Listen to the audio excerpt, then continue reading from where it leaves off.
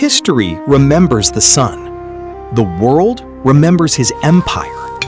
But there was a man who forged both. Lame, one-eyed, and 20 years ahead of his time. This video is based entirely on facts. Our heroes come to life straight from ancient paintings, obelisks, and old coins. Want to know what the past really holds? Like and subscribe so you don't miss the most interesting stuff. Macedonia, the end of the northern world. Here, order ends, and what the Greeks call barbarism begins. King Perdiccas is dead. 4,000 Macedonians perished with him in a single battle. The court has gathered around the body. Half of them are already considering who will inherit the throne. His brother Philip stands in the shadows. He's 22 years old. Both eyes are still intact. To the north stands the Thracian king Cottus. To the west, the Illyrians. Both are waiting for the same thing, for Macedonia to collapse on its own. He watches them long enough to realize they won't attack today. They're waiting. Half the council suggested buying his way out. The other half suggested running away. He's 22. Everyone in this room is older. No one understands what's happening yet. He doesn't say a word. He simply places his hand on the card. Old Amanta looked and saw the boy. 3 years from now, he would beg this boy for mercy. He left the hall 15 minutes after entering. The council remained arguing. Philip had already acted. He studied the maps all night. By dawn, he had a plan for the next 10 years. Dawn over Pella. The last dawn when Macedonia existed as it had before him. At dawn, he summoned 2 officers. He sent one north to count the Thracians, the other west to count the Illyrians. That morning, he looked at himself in the polished bronze of his shield and decided he had seen enough. He went out into the city alone, unguarded, on foot. He needed to see his future soldiers. The best armorer in Macedonia lived 2 blocks from the palace. No nobleman ever came to him in person.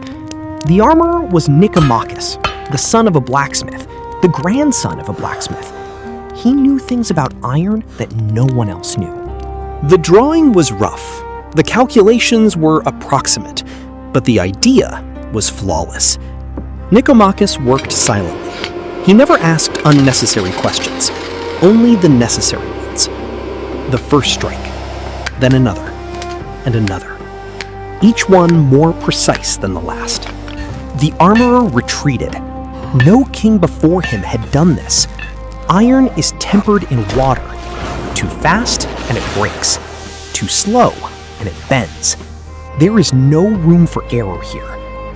The first of 10,000. By dawn on the 5th day, 23 forges were working simultaneously. Each arrowhead represents one man who will have something to fight with. Wood is more important than iron. Too heavy, and the soldier will tire within an hour. Too light, and it will break at the first blow. Iron and wood. Separately, they're just materials.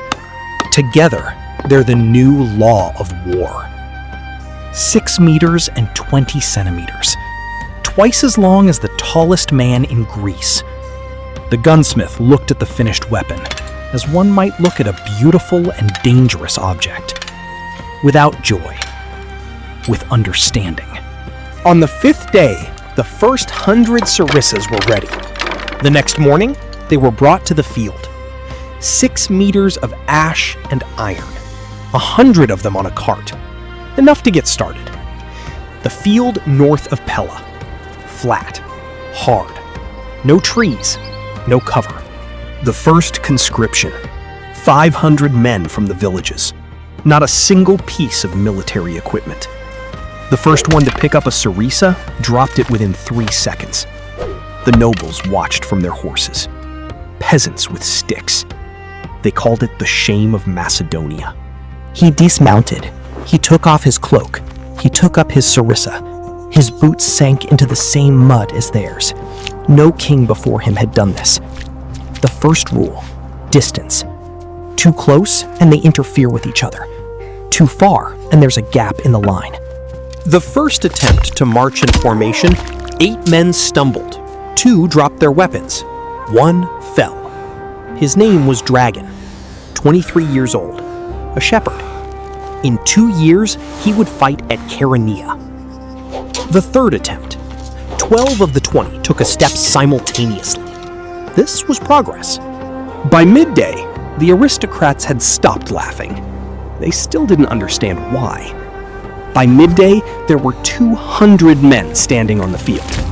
The line was uneven, but it was there. By the end of the day, they stood together. Not an army, not yet, but no longer a crowd. Nicomachus arrived in the evening. He looked at the field. He said nothing. He turned and walked back to the forge. He remained alone in the field for a long time, until dark. Today, they took 1 step together, just 1. But in 3 years, these men would destroy the finest army in Greece. The Athenians came for Amphipolis. They thought they were speaking to a barbarian who sought their friendship. They were wrong, twice. He received them in the small hall, without a throne, without ceremony, as an equal among equals, precisely so that they would relax. The Athenians spoke of Amphipolis, of friendship, of mutual benefit. Philip listened. He was a very good listener. He shook the ambassador's hand and promised to return Amphipolis. He never intended to do so. The embassy departed. They would inform Athens that an agreement had been reached. Philip had about 3 weeks left. An hour after the Athenians' departure, he convened a war council. 1 city was circled on the map. The army set out at night, without torches. No one was supposed to have time to warn Amphipolis. Dawn found Amphipolis with the Macedonian army at the gates. No one inside had time to prepare. Before Amphipolis, he was already a different man, not the young brother of the dead king, a king. Amphipolis sent delegates. They proposed negotiations. Philip agreed. He needed negotiations as much as Amphipolis did, to buy time. While he was negotiating outside, his men were working inside. Every city has its dissatisfied. You just need to find the right ones. On the 3rd morning, the gates of Amphipolis opened from the inside, without an assault, without a single arrow. The people of Amphipolis took to the streets and watched. No one fought. This wasn't a battlefield victory. It was something else. Athens received the news 2 weeks later. The ambassador who signed the treaty couldn't believe it. He believed it later, when nothing could be changed. Amphipolis had been taken. Now, the gold mines of Pangaea. Without gold, an army is just men with sticks. Amphipolis became Macedonian.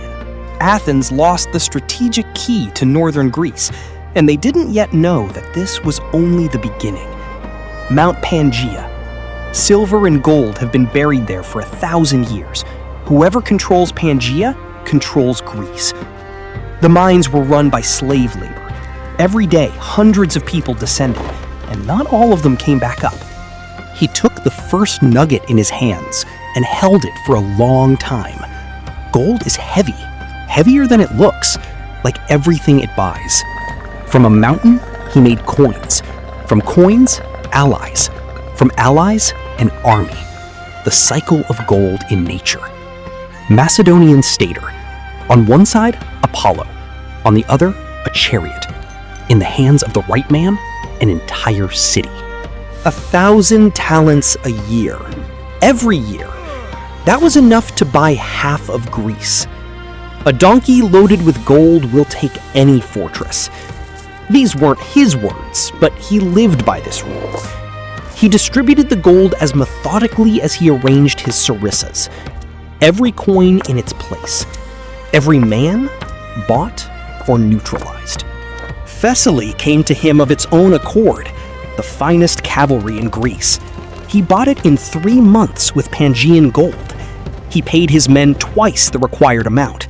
Not out of generosity, but out of precise calculation.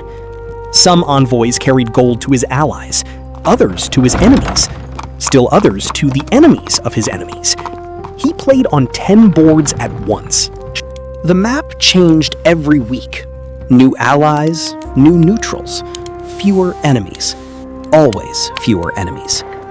In 3 years, coin production increased 20-fold. Macedonia was no longer a poor country. Sparta had rejected his gold 3 times. She was the only one. That was enough for him to treat her with caution. 3 years after Pangaea, a third of Greece looked to Pella. Not out of love, but out of calculation. That's exactly how he wanted it. Pangaea worked day and night.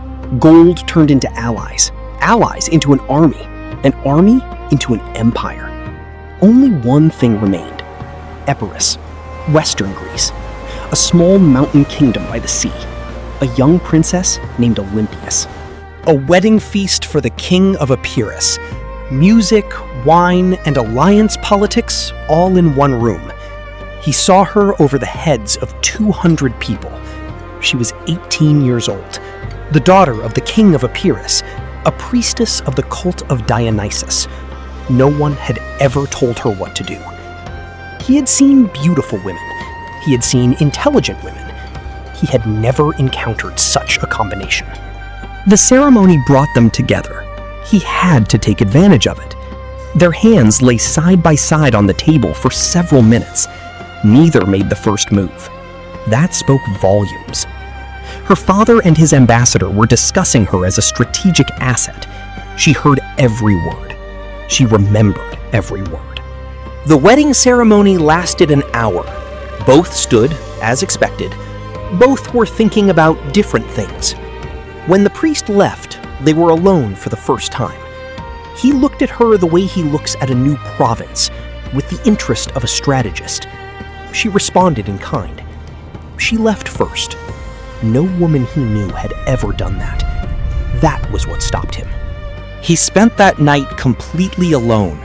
It happened only once. In the morning, they rode north. She never looked back. She studied the palace for 3 days. Every corridor, every servant, every door that opened without a creak, and every one that creaked. She began giving orders on the second day. Servants looked to him for confirmation. He learned to ignore it. It took effort. That night, he married war, and she bore him a god. Dawn over Pella. Something began that night. They both felt it. Neither of them was ready. 6 years passed. Alexander was 12. He watched his father's teachings every morning, silently, counting. He was a beautiful child. Everyone noticed that. What few noticed were his eyes. There was something in them that made adults speak more quietly. Aristotle came to Pella at Philip's request. They say Philip paid him by rebuilding his hometown. Aristotle accepted. Aristotle would later say that at that moment he realized this was no ordinary student. This boy needed to be taught not knowledge, but limits. Philip rarely observed his son's studies. When he didn't praise him. Alexander knew this, and so he tried harder. Aristotle taught him to see things as they are, not as one wishes to see them. He loved questions that couldn't be answered with words. Aristotle understood this quickly. Philip watched this from behind a column and thought, I've created a tool smarter than me. This is good. This is frightening. In the evenings, he read. In the mornings, he looked at the army. He understood. One without the other is worth nothing. At 13, he began giving advice to officers. At first, they tolerated it. Then, they began to listen to him. His mother told him that the blood of Achilles flowed in his veins. Perhaps she believed it. Perhaps she simply wanted him to believe it. Bucephalus was brought in when Alexander was 13, a wild horse. No one could approach it, except him. He touched his nose with his palm. The horse didn't move. That was enough. Philip looked at his son and saw what no one had ever seen, an army that would go where he had never gone. They say Aristotle once told him, "Peace is whatever you're willing to take." Alexander remembered. Aristotle later regretted it. At night, he drew on the wall maps of places no one had ever seen. Aristotle never erased these drawings. Methone, a coastal city on the Thermaic Gulf. The siege lasted 3 weeks. The end came unexpectedly for both sides. He circled the walls 3 times before the attack, each time a different angle, each time new information. A siege is patience. Every day closer. Every day a new distance. They stopped being afraid. It took 3 years of training. You can't buy that with gold. The phalanx advanced on the 3rd day. 3,000 men. One step, another. The earth trembled. His marksmen saw him from 70 meters away, gold on his helmet, too good a target. Those standing nearby saw it first. He himself, later. He realized the moment he raised his hand to his face, not before. The surgeon, Critobulus, extracted the arrow in 8 minutes. They say it was a record. They say Philip didn't utter a sound. The siege continued. He didn't order a halt. No one dared stop without his order. The first thing he saw with one eye was his own army. That was enough. He gave the first order 4 minutes after the operation. The army didn't notice the break. Methone fell on the 17th day of the siege. The wall was breached at the spot he pointed to from under his bandage. He spent that night in Methone, looking out to sea, with one eye. No one looked at him with pity. They had already learned not to. He stood there until the sun rose. They say after that, he never wore a helmet without a visor. They say it wasn't shame behind it, but calculation. The enemy must see the scar. It's a weapon, too. The companions. The king's personal cavalry. 800 horsemen from the finest Macedonian families. They fought for honor, and that made them more dangerous than any mercenary army. Macedonian war horses. Years of selection. The best from Thessaly and Amathia, animals that understood war. Parmenion, 50 years old, the finest Greek commander who never reigned. He knew everything about cavalry charges, except anything Alexander would have devised. Xyston, 3.5 meters of cornelian wood, heavier in length than a Sarissa. In the hands of a galloping rider, it cuts through formations like a knife. Wedge, not a Greek idea, but a Macedonian one. To break through the line at one point with maximum force. Everything else falls apart. They came from the best families. They had everything, and they chose it. This made them more terrifying than mercenaries. A mercenary fights for money, and this one fights to prove his point. After Methone, he began to observe differently. One angle of vision instead of 2. They say he began to see more accurately. Against a stationary formation, the companion wedge created 10 times the normal pressure at one point, theoretically. Practice was even more convincing. Parmenion was the only man Philip trusted as much as himself. The feeling was mutual, and both knew it was inevitable. Every evening they returned in formation. It was a ritual. An army that makes one movement together at the end of the day remains an army, not a mob. In the evenings, they ate together. That was also a tactic. People who eat from the same table don't betray behind their backs. They were in the saddles before the infantry woke. No one forced them. This was more terrifying than any order. He looked at them and thought of one thing. This is enough for Greece. For Persia? No. They needed someone to lead them further.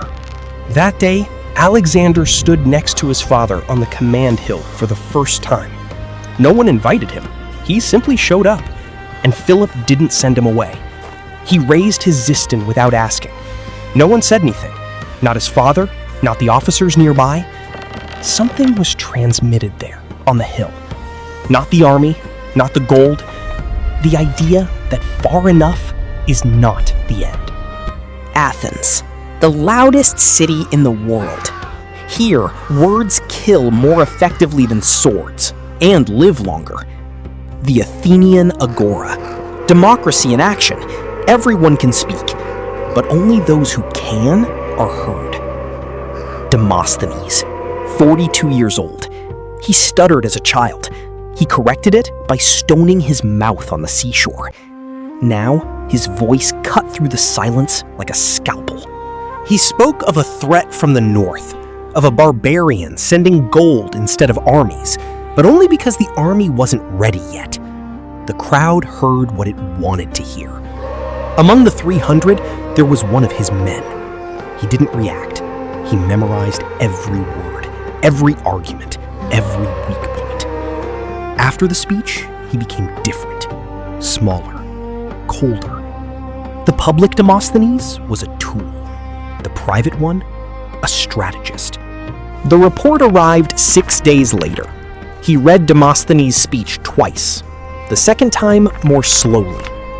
In one place, Demosthenes wrote precisely, not as an enemy, but as an analyst.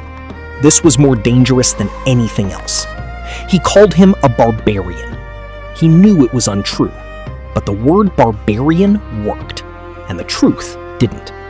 There were also those who listened without rhetoric. They saw only the question, to fight or not to fight, and they decided. Athens voted for war, 300 hands. Demosthenes looked at them and knew. He had just signed the death warrant for some of them. The second report arrived 9 days later. Athens had declared war. He had expected it. Not so soon. Athens and Thebes, age-old rivals. He united them against himself. It was his mistake, his only one. Athens plus Thebes, 30,000 hoplites, the finest sacred band in the world. He counted them all. They say he stood for a long time that night at Piraeus. No one knows what he was thinking. No one asked. Greece's two greatest orators knew each other from texts. They never met. One spoke, the other acted. History remembers both. The allies began to leave that same night. Not all at once, one by one, like teeth falling out, imperceptibly at first. The Chalcidians left during the night, 400 men, without warning, with their baggage train. At 3 a.m, he gathered 4 men, those he trusted, all 4. One of 180 officers. A good face, good service. The price was not enough. 3 left that night. 1 will return. 2 will not. He didn't sleep that night, not because he was afraid, because he was thinking. Those are 2 different things. In the morning, he counted everything. Apostates, allies, enemies. Then he counted his own. There were enough. A letter arrived with a peace offer from the Phocians. The terms were reasonable. He burned it. Peace meant a halt. A halt meant that what had been acquired would dissipate. He had realized this back in Pella, looking at his brother's body. In Pella, she received other reports about those who had left. Several of them did not survive long. 6 detachments had left. 19 remained. The arithmetic was poor, but it existed. Parmenion rode up himself, without a messenger. This meant the news couldn't be trusted to paper. Parmenion told him what he hadn't written. Thebes had fortified the Chaerenean Pass. The only way south was now through their lines. He stood before the map for an hour. Then he knew everything. How it would be, where, in what order. In the morning, he went out to the troops. They looked at him. He looked at them. That was enough. He took the stone from the map, put it in his pocket. Where the stone had been, an imprint remained on the parchment. He left the tent. The plain of Chaeronea, Boeotia, the 38th year of Philip. Everything will be decided here. Alexander was 18. His father gave him the left flank, the one that was expected to break under the pressure. The night before the battle, he gathered all the commanders. He spoke briefly. Each knew his own. The left flank was to bear the first blow of the sacred band, to hold out, then to counterattack. At 18 years old. The commanders laughed. The tent changed when there were two of them. He stood on the other side of the map and waited. He knew what his father wanted to say. He was waiting for exactly this. He walked around the table and stood next to his son. They looked at the map together. It was his way of saying everything. Two hands on one map. He said nothing. There was no need. They emerged from the tent and looked out over the camp. 10,000 men. Everyone knew what tomorrow would bring. They say he slept that night, soundly, dreamless. That too is part of his nature. Parmenion didn't leave. That too was an answer to a question Philip hadn't asked. The same fire that burned in Nicomachus's forge, the same that burned the letter, the same fire in his son's eyes. Dawn on August 2, 338 BC, the plain of Chaeronea. Everything that had come before was just preparation. He looked at the field and knew the outcome. Not because he was confident, because he had been preparing for 20 years. Alexander turned once. His gaze found his father at the other end of the line. Then he looked only forward. The Battle of Chaeronea began at dawn. The rest is history. Parmenion received the order to retreat, slowly, in a controlled manner, so that the Athenians would believe him. The Athenian strategist Char saw retreat and saw victory. One was not the other. Advance! The signal came simultaneously to both flanks. Parmenion turned. Alexander advanced. The breach in the Greek line was where it should have been. He entered the breach first, not because he had to, because he couldn't do otherwise. The sacred band of Thebes did not retreat. 300 men formed a square and held until not a single one remained. 20 minutes after the battle began, Greece had already lost. Not everyone knew it yet. The last of the sacred band stood for 3 minutes after all the others had fallen. His name is unknown. Alexander halted the attack. No one knew why. He watched them stand there. Then he ordered them to continue. The Battle of Chaeronea lasted less than 2 hours. Greek freedom lasted several centuries. Both ended in a single day. Parmenion had fought for 40 years. He knew what victory looked like. It looked exactly like that, a field from which the people had to be cleared. They met in the center of the field. Neither said a word.